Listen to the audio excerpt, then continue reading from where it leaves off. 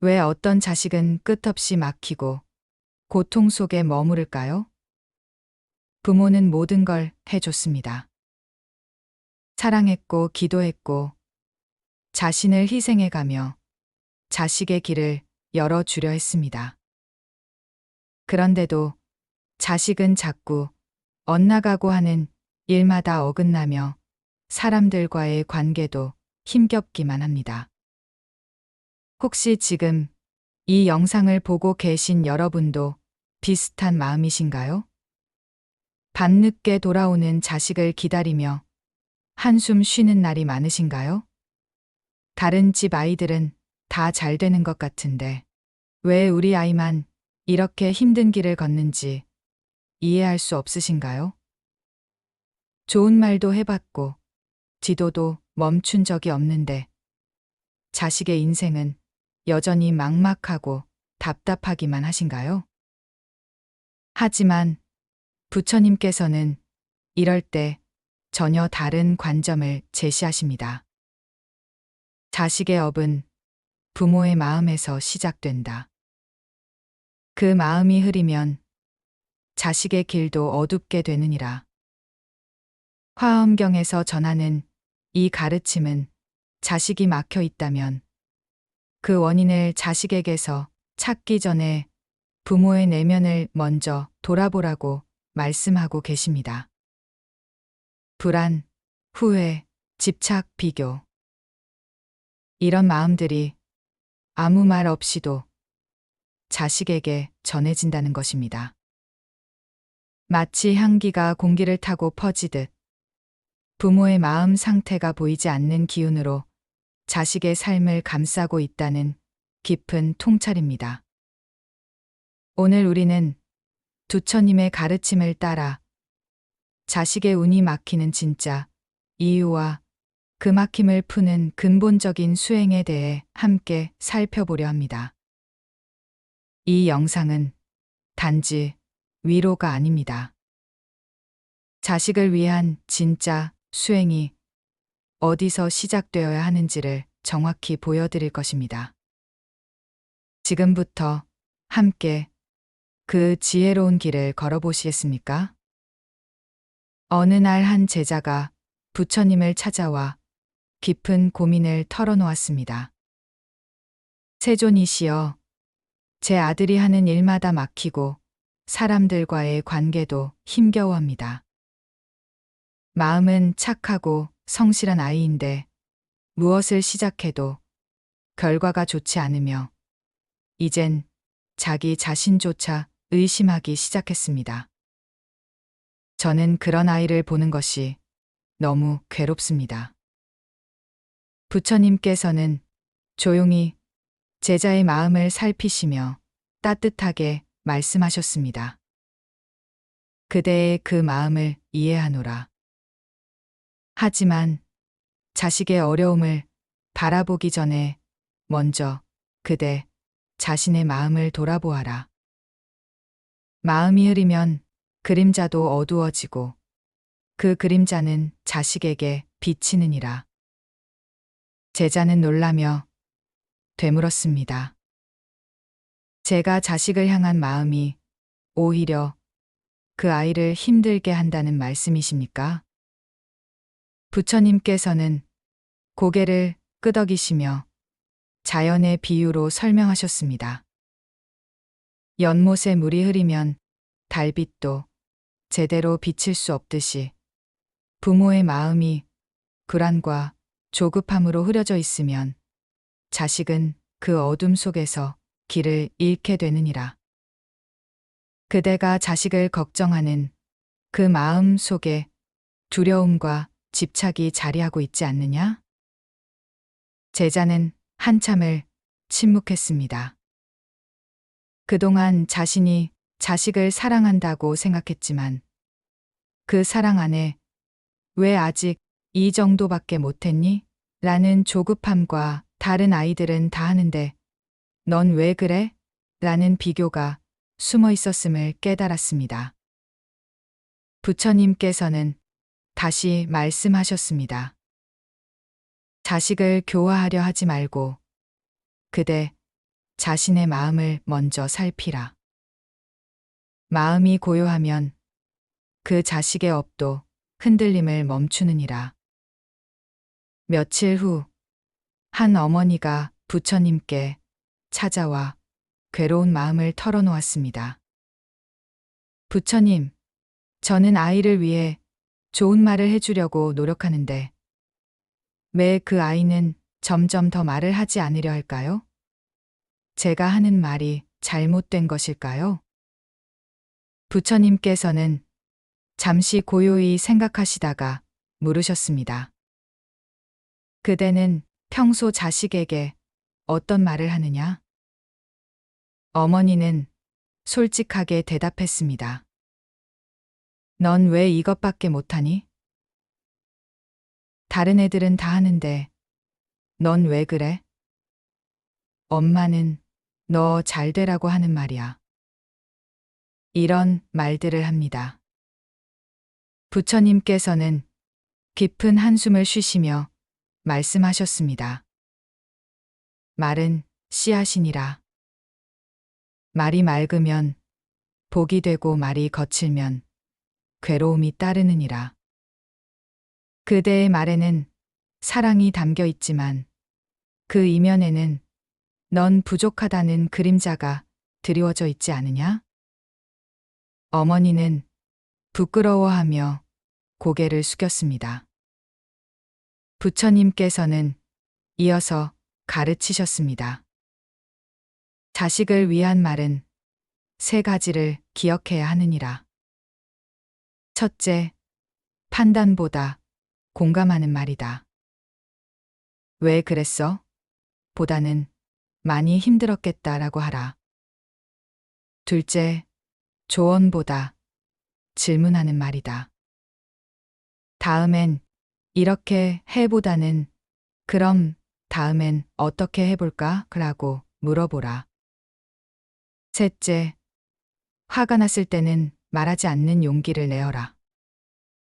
분노 위의 말은 10년의 업을 낳고 침묵 위의 자비는 10년의 공덕을 이루느니라.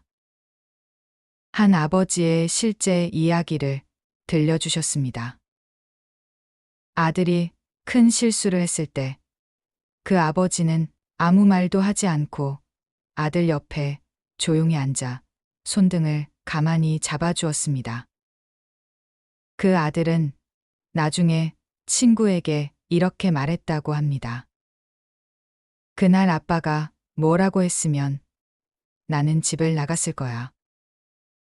근데 한마디도 하지 않고 내 손만 잡아줘서 난 그걸 평생 기억하게 됐어.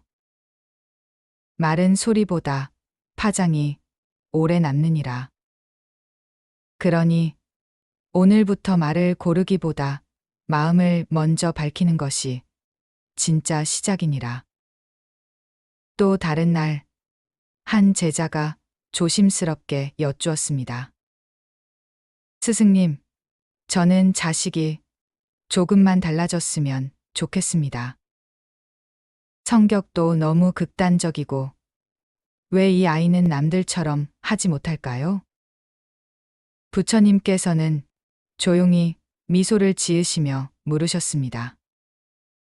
그대는 강물을 거슬러 올라가는 물고기를 본 적이 있느냐? 네, 있습니다. 그 물고기가 물살을 거스르며 올라갈 때 무엇을 느꼈느냐? 제자는 잠시 생각하다가 대답했습니다. 힘들어 보였습니다.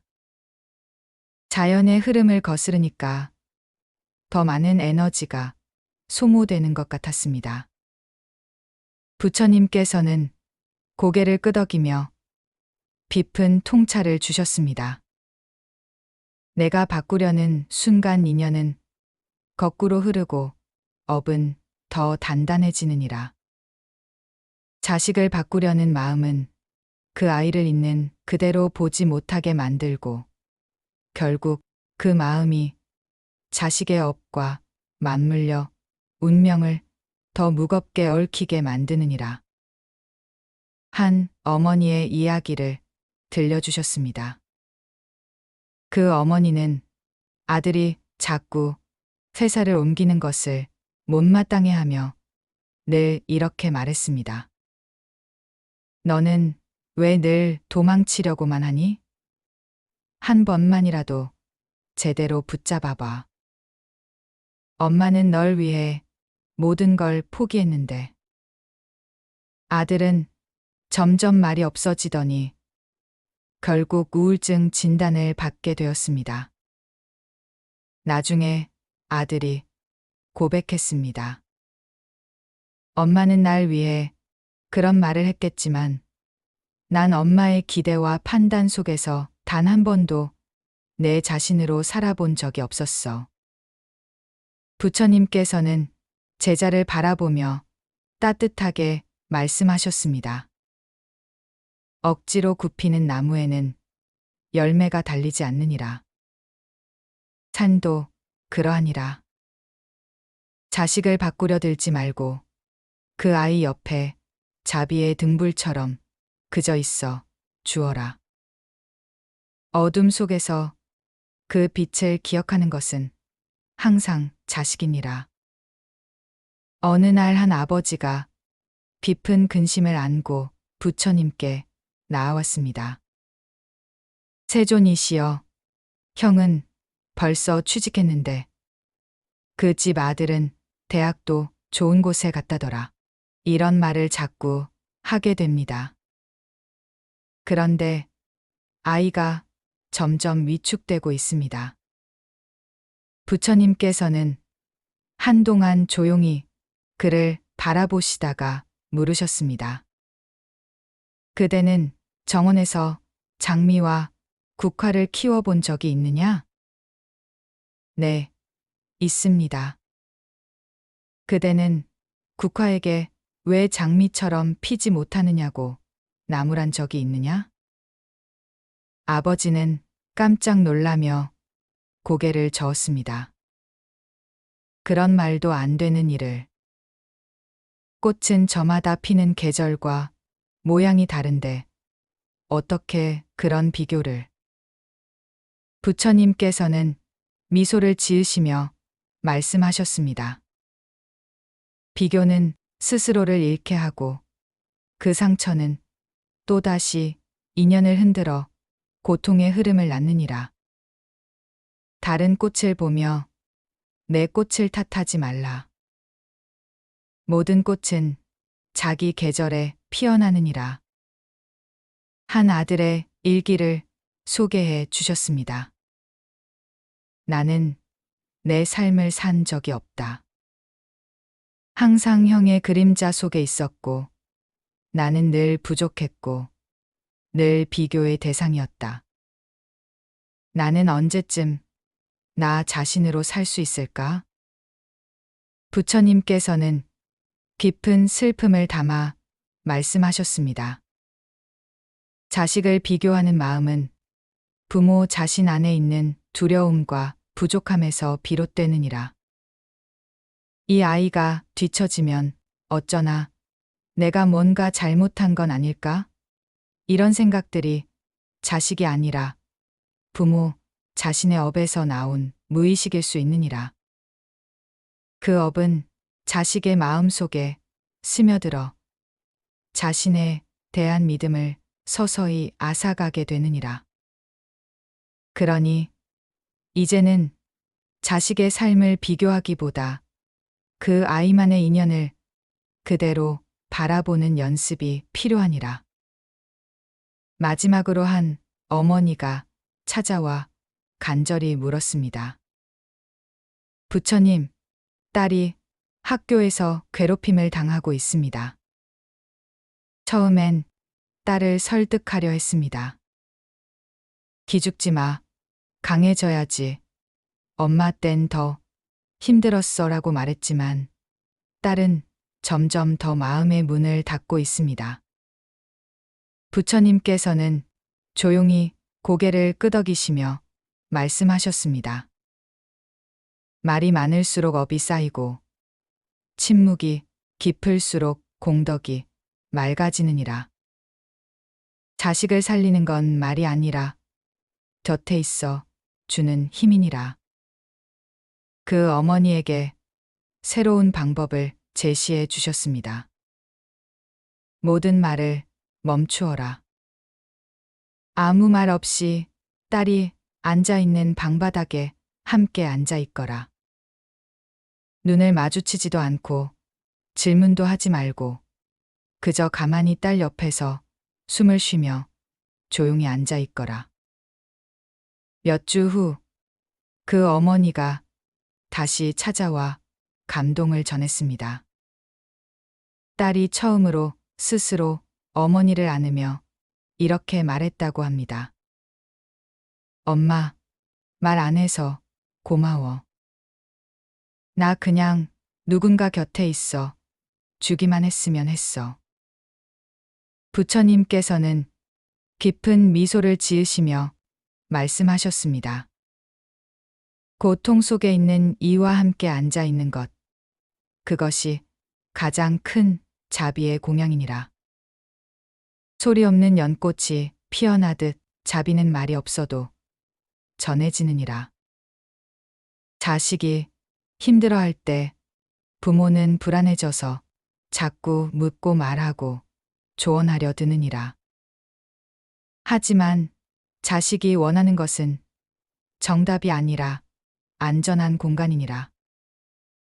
그 공간은 바로 부모의 침묵 속에서 비로소 열리게 되느니라.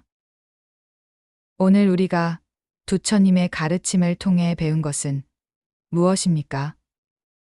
자식의 운이 막히는 이유는 자식에게 있는 것이 아니라 부모의 마음 상태에서 시작된다는 깊은 깨달음이었습니다. 첫째, 부모의 마음이 자식의 운명을 만든다는 것을 배웠습니다. 불안하고 조급한 마음은 자식에게 어둠의 그림자를 드리우고 평온하고 자비로운 마음은 자식의 길을 밝혀줍니다. 둘째, 말 한마디가 자식의 인생을 바꿀 수 있다는 것을 깨달았습니다. 판단보다 공감을, 조언보다 질문을, 분노보다 침묵을 선택하는 지혜를 배웠습니다. 셋째, 자식을 바꾸려는 마음이 오히려 업을 더 키운다는 것을 알았습니다. 강물을 거스르는 것처럼 자연의 흐름을 거스르면 더 큰 저항과 고통만 생긴다는 진리였습니다. 넷째, 비교와 자격지심이 대물림되는 업이라는 것을 이해했습니다. 모든 꽃은 자기 계절에 피어나듯 자식도 자기만의 인연을 따라 성장한다는 지혜였습니다. 다섯째, 말하지 않아도 전해지는 자비의 힘을 체험했습니다. 때로는 모든 말보다 조용한 동행이 더 큰 치유의 힘을 가진다는 것을 배웠습니다. 이제 작은 것부터 시작해 보세요. 오늘 하루 자식에게 하려던 한마디를 삼켜보세요. 대신 그 자리에 따뜻한 침묵을 놓아보세요.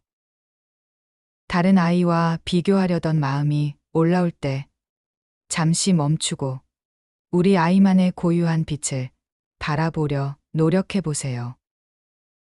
자식을 바꾸려 하지 마세요. 대신 내 마음을 조금씩 맑혀가세요. 그 작은 변화가 보이지 않는 기운으로 전해져 자식의 삶에 새로운 흐름을 만들어줄 것입니다.